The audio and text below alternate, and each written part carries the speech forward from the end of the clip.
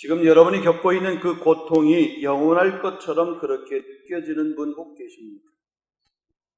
고통이 너무 힘들고 어렵게 느껴지는 분, 하나님이 더 이상 나와 함께하지 않는 것은 아닌가 이런 생각을 가지고 계시는 분, 나의 고통과 아픔에 대해서 하나님이 고개를 돌리시고 또 하나님이 얼굴을 가리우시고 온 길을 막으신 그런 모습으로 여러분 생각하는 분이 혹 계십니다. 우리가 신앙생활을 하면서 힘들고 어려운 일을 겪게 되고 그럴 때 종종 우리는 이런 말을 하곤 합니다. 하나님, 어느 때까지입니까? 하나님, 언제까지입니까? 여러분, 이런 탄원과 이런 탄식을 하면서 기도할 때가 우리가 있습니다. 근데 우리만이 그러는 것이 아니라 우리 신앙의 선진들도 가만히 보게 되면, 아니 성경에 기록되어 있는 그런 인물들도 가만히 보게 되면 이렇게 하나님, 어느 때까지입니까? 어느 때까지입니까? 이런 탄원의 기도를 했던 모습을 볼 수가 있습니다. 여러분, 특별히 다윗을 보게 되면 다윗이 시편 13편 1절 2절 말씀에 이렇게 말합니다. 여호와여, 어느 때까지니까 나를 영원히 잊으시나이까? 주의 얼굴을 나에게서 어느 때까지 숨기시겠나이까? 나의 영혼이 번민하고 종일토록 마음에 근심하기를 내가 어느 때까지 해야 됩니까? 내 원수가 나를 치며 자랑하기를 어느 때까지 하리까? 그러니까 이 시편 13편 1절 2절 그 두 절밖에 안 되는 데서 어느 때까지라고 하는 것이 무려 4번 반복해서 나오는 것을 보게 됩니다. 다윗이 무슨 이유에서인지는 모르겠지만 다윗도 극심한 고난 가운데 하나님 앞에 탄원하는 절박한 기도를 드린 것을 기록하고 있습니다. 이 다윗의 이 기도는 다윗이 하나님의 존재를 의심했다 이런 의미가 아닙니다. 하나님을 믿지 않는다는 그런 말이 아닙니다. 하나님은 다윗에게 있어서 여전히 하나님입니다. 하나님을 여전히 신뢰하고 믿고 있습니다. 그러나 시련이 고난이라고 하는 것이 너무 오래가는 것입니다. 때로 더 이상 버틸 힘이 없는 것과 같은 모습. 하나님이 도와주시지 아니하시면 내 인생은 여기서 이대로 끝나게 된다라고 하는 그런 생각을 가지고 절박하게 기도하고 있는 그런 모습이죠. 그러니까 다윗의 이렇게 생애를 가만히 보게 되면 다윗의 그 삶 생애의 화려함도 있지만 그 화려함 이면에 말로 표현할 수 없는 극심한 고난과 어려움과 때로는 우겨싸임과 비방과 조롱과 공격이라고 하는 것들이 다윗의 삶 가운데도 있었음을 볼 수 있습니다. 여러분, 아브라함도 보면 그의 나이 75세에 하나님께서 약속을 하셔서 그 약속의 말씀을 붙들고 순종하여서 자기 고향 친척 아버지 집을 떠났습니다. 하나님께서 그에게 약속하셨기에 그 약속이 곧 이루어질 줄로 알았습니다. 약속의 자녀를 곧 주실 줄로 알았습니다. 그런데 무려 25년이라고 하는 시간이 훌쩍 지나갔습니다. 우리가 잘 아는 것처럼 이 아브라함은 이 긴 시간 동안 하나님을 끝까지 온전히 신뢰한 것만은 아닙니다. 순간순간 그도 넘어졌습니다. 하나님의 약속을 기다리지 못하고 하나님의 방법이 아닌 인간의 방법을 통해서 이스마엘을 낳기도 했습니다. 자기가 위기가 처했을 때 자기 살고자 자기 아내를 누이라고 속이는 그런 거짓말까지 하기도 했습니다. 여러분, 그런 아브라함을 주변 사람들이 볼 때 어떻게 생각을 했을까요? 말씀을 듣고 그 말씀을 믿고 떠난 사람인데 지금 그런 아브라함을 보고 주변의 사람들이 하나님의 약속의 말씀을 기다리지도 못하고 지 살겠다고 자기 아내를 누이라고 속이기까지 하는 그런 아브라함을 보면서 주변의 사람들이 뭐라고 그랬을까? 야, 저 사람 말씀을 듣고 순종하는 사람 맞아? 하나님의 약속을 붙들고 살아가는 사람 맞아? 아마 주변의 사람들이 그를 향해서 비난하기도 하고 조롱하기도 했을 것입니다. 자기 살자고 아내 팔아먹은 거나 마찬가지잖아요. 그러고도 남편이라고 할 자격이 있을까? 주변의 사람들의 따가운 시선이 분명히 있었을 것입니다. 우리가 아브라함의 믿음이 대단한 것 같아도 가만히 보면 그렇지가 않은 것을 보게 됩니다. 여러분, 아브라함의 믿음이 대단한 것이 아니다. 그런 실수가 있고 그런 연약함이 있고 그런 부족함이 있음에도 불구하고 그를 사용하시고 또 기다리시는 그 하나님이 더 위대하신 거죠. 그를 품어주시고 용서하시고 더 나아가서 이해해 주시는 그 하나님이 더 위대하시다. 그래서 그 하나님의 사랑 때문에 그가 믿음의 조상이 되었던 것을 볼 수가 있습니다. 여러분, 우리가 가지고 있는 믿음, 분명 믿음이 일을 합니다. 믿음이 중요합니다. 그러나 우리의 믿음보다 우리를 사랑하시는 하나님의 사랑이 더 크심을 우리는 분명히 기억해야 될 줄로 믿습니다. 우리가 믿음을 가지고 있다고 그 믿음 때문에 내가 지금 가지고 있는 그 믿음으로 해서 여기까지 왔다, 여러분, 그렇게 우리가 자만할 것 아닙니다.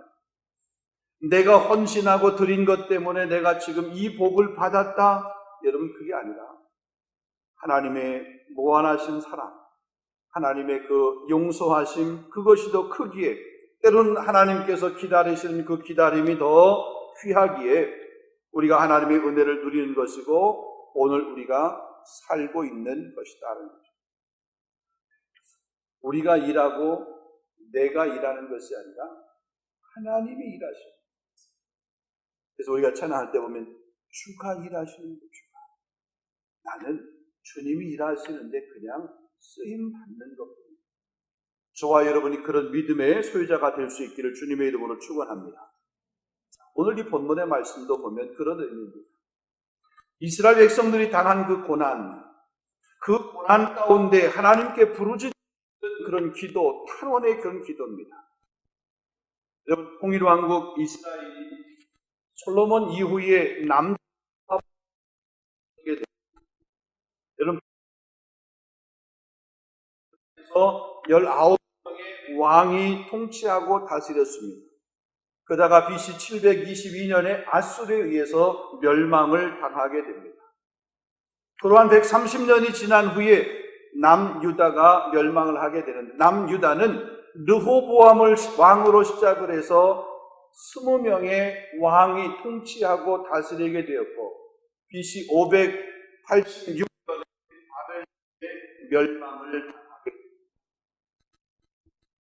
남북으로 분열을 했을지라도 하나님께 선택된 백성이라고 하는 믿음과 자부심을 가지고 있었던 이 이스라엘 백성들이 아수르의 멸망을 당하고 바벨론의 멸망을 당했다라고 하는 것이 그들에게 충격이 아닐 수 없습니다. 우리가 적어도 선택된 하나님의 백성이고 하나님께서 우리를 그렇게 사랑하셨는데 이 나라가 우리가 이렇게 저 아수르의 저 바벨론의 멸망을 당하다니 그들에게는 충격이 아닐 수 없었습니다.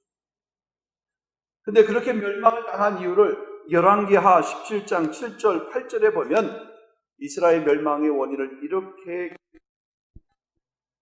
이 일은 이스라엘 자손이 자기를 애굽 땅에 인도하여 내사 에서 벗어나게 하신 그 하나님 여호와께 죄를 범하고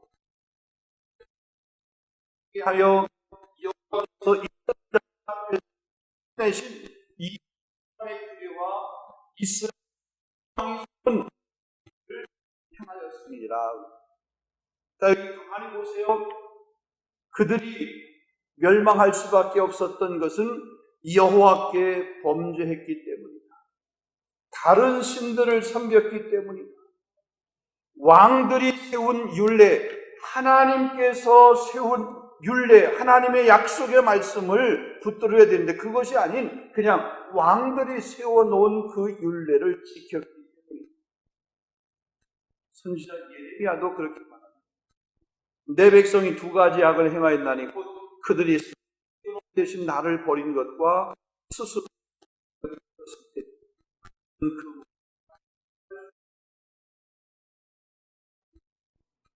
그들이 악을 행했습니다. 생수의 근원 대신 하나님을 버렸다. 자기들 웅덩이를 팠는데 그 웅덩이는 터진 웅덩이다. 한마디로 말해서 애굽부터 구원하시고 약속의 땅 가나안으로 인도하신 그 하나님을 버리고 다른 신들을 섬긴 것 때문에, 하나님께 죄를 범한 것 때문에 그들이 멸망을 당하게 되었다. 분열된 것뿐만 아니라 분열된 분열 왕국이 멸망을 당하게 되었다. 바벨론에 의해서 예루살렘이 점령을 당했습니다. 예루살렘에는 성전이 있는데 그 거룩한 성전이 침을 당했습니다.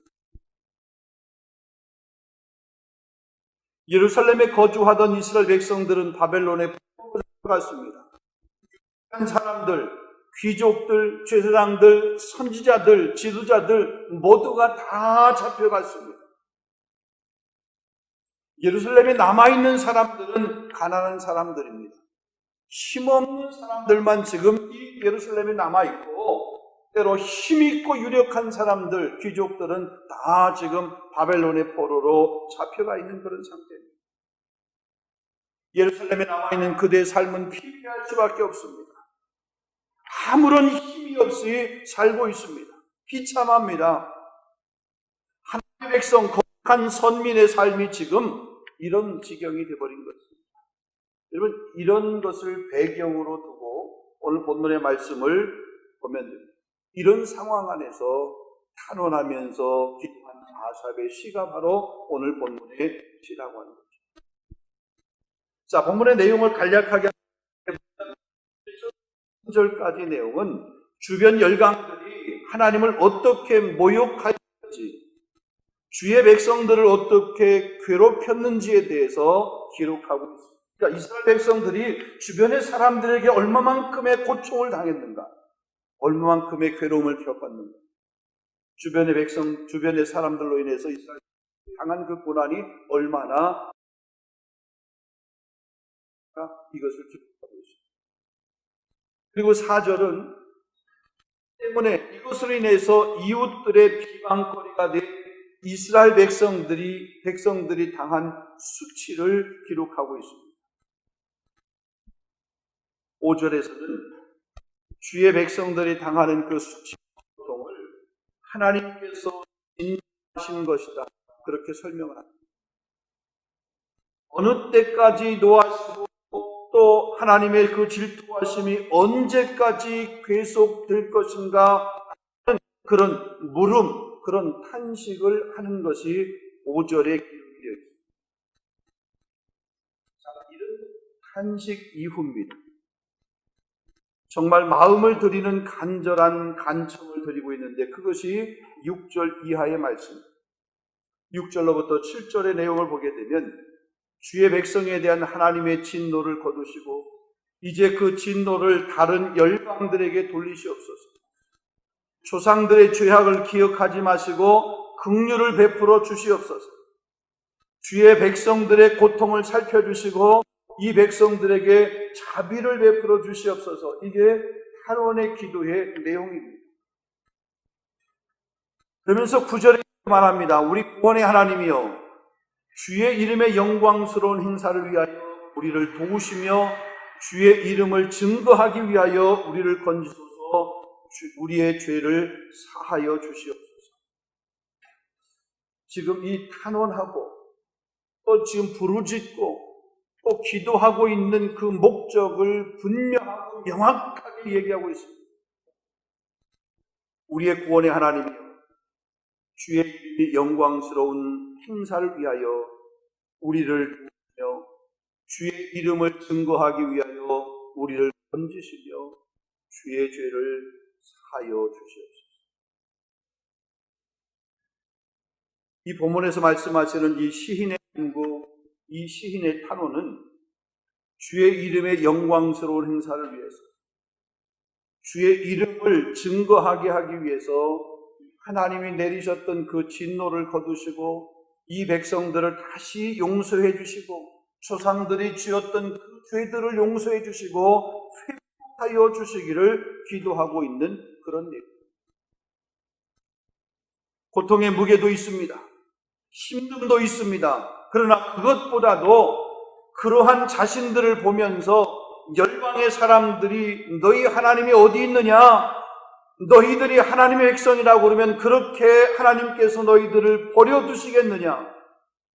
하나님이 살아계시다면 어떻게 그럴 수 있느냐?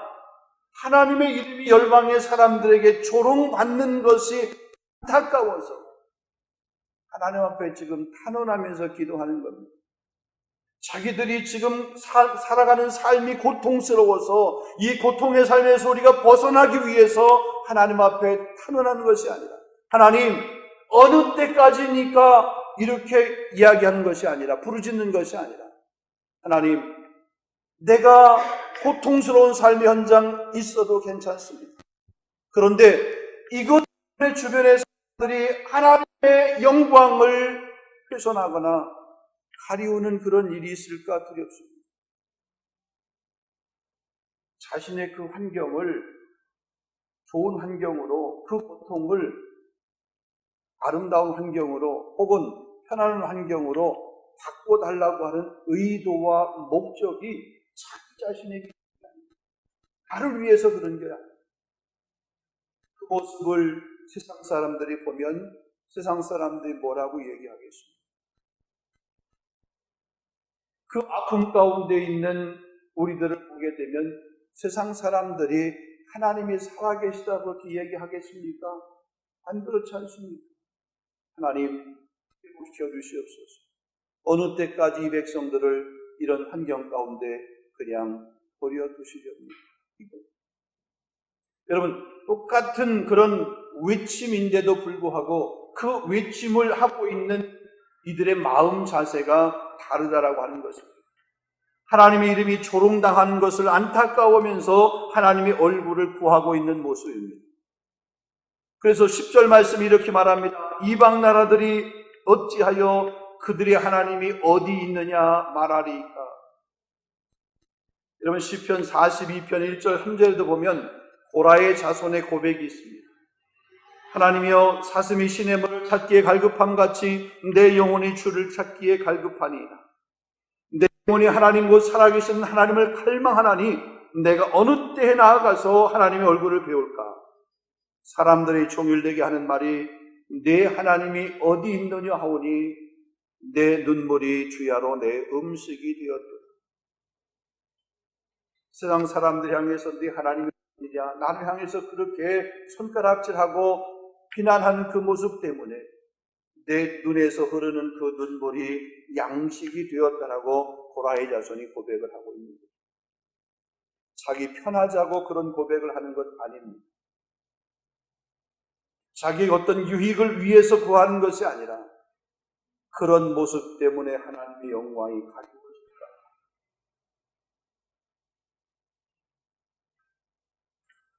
오늘 본문이 이 고난으로 인해서 하나님께 부르짖는 이 간구는 이스라엘 백성들이 당하는 그 고난을 믿음이라고 하는 그런 관점에서 이해하도록 권면하기 위함입니다. 우리는 보통 고난을 당할 때에 그 고난이 이유를 알 수 없고 혹은 그 고난이 길어지게 될 때에 인간적인 차원이나 혹은 심리적인 차원에서 이해하는 경우가 많습니다. 그래서 그 고난을 제공하는 사람들과 그 환경들을 원망하거나 혹은 적대감을 갖고 그 사람에게, 그런 고난을 준 그런 사람에게 분노하는 그런 경우들이 있습니다. 근데 이스라엘 백성이 당한 이 고난은 그 고난을 가하는 사람들, 그들의 문제가 아니라 그 고난을 초래한 이스라엘 백성들 자신들의 잘못, 우상숭배와 믿음이 없는 그 모습이라는 것을 지금 지적을 하고 있는 겁니다. 이스라엘 백성들에게 고난을 가한 이 아수르나 혹은 이스라엘 남쪽 유다를 이렇게 멸망시킨 그 바벨론은 하나님의 진노를 수행한 대리인이지 그들이 경험한 그 고난은 하나님의 진노라고 하는 것을 말하고 있다는 거죠. 이러한 하나님의 진노는 하나님만 섬기기를 원하는 그 하나님의 뜻을 나타내는 그런 표현이기도 합니다. 다시 말하면 하나님만을 섬겨야 될 이스라엘 백성들이 하나님만을 섬기지 아니하니까 하나님께서 그 이스라엘 백성들을 하나님 섬기는 백성으로 만들기 위해 환경을 그렇게 바꿔놓으신 거예요. 때로는 아수르를 통해서 바벨론을 통해서 이스라엘 백성들을 끌고 어려운 거죠. 그러니까 이들이 겪고 있는 그 고난은 하나님이 허락하신 고난이에요. 아니, 하나님이 허용하신 고난이에요. 근데 그 하나님이 허용하신 그 고난에서 지금 이 시편 기자가 뭐라고 고백을 하냐면, 하나님 어느 때까지입니까? 라고 이렇게 항변하면서 부르짖는 이 모습은 자기 자신의 그런 고난의 깊이가 너무 깊고 또 그 고난의 무게가 너무 무거워서 그것을 벗고자 함이 아니라 그것 때문에 하나님의 영광이 가리워지는 것 때문에 안타까워하는 마음으로 하나님 어느 때까지입니까? 이렇게 부르짖고 있는 것입니다. 이 말을 우리가 한번 적용해 보면 우리의 삶에서 우리가 겪고 있는 고난은 때로 주변 환경이 문제가 아니라 우리의 믿음이 문제라고 하는 것입니다. 고난을 주시고 혹은 고난을 허용하시는 하나님이 문제가 아니라 고난을 초래한 우리 자신의 삶이 문제라고 합니다. 때로 우리의 무지가 문제고 우리의 믿음 없는 삶이 문제라고 하는 것입니다. 그러기에 하나님을 향해서 혹은 우리의 삶 현장 가운데서 우리가 처절하게 우리 자신을 살피고 돌아봐야 될 것은 내가 정말로 하나님의 백성다운 삶의 자리에 온전히 머물러 있는가? 내가 지금 겪고 있는 이 고난은 무엇으로 인해서 온 것인가? 내 허물과 내 잘못으로 인해서 그래서 그것 때문에 하나님의 영광이 가리워지는 모습은 아닙니다. 여러분, 그런 마음으로 우리가 하나님 앞에 기도할 때 하나님 어느 때까지입니까? 이런 부르짖음의 기도가 될 수 있기를 원합니다. 말씀을 마무리하면서 여러분, 고난이라고 그러면 가장 먼저 떠오르는 그런 이미지가 무엇입니까? 고난, 그러면 어떤 사람은 성경에서 한 인물을 찾습니다. 욥이라고 하는 그런 인물을 찾습니다. 맞습니다. 고난의 대명사와 같은 사람 욥입니다. 어떤 사람은 고난 그러면 참 힘들다, 아니면 지긋지긋하다, 반기지도 않는데 오늘 풀천격이다, 여러 가지 그 고난을 이야기. 고난 한번 만약 그 고난이 반복되어 온다라고 그러면 우리 모두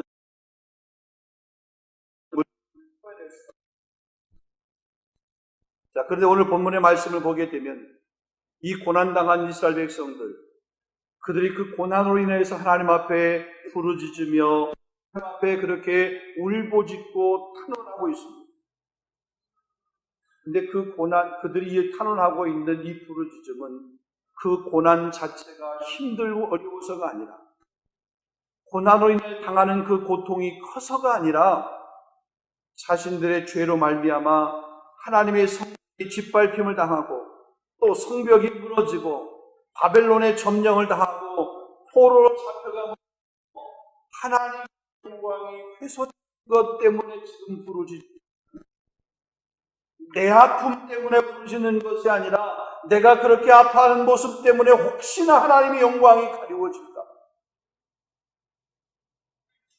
내가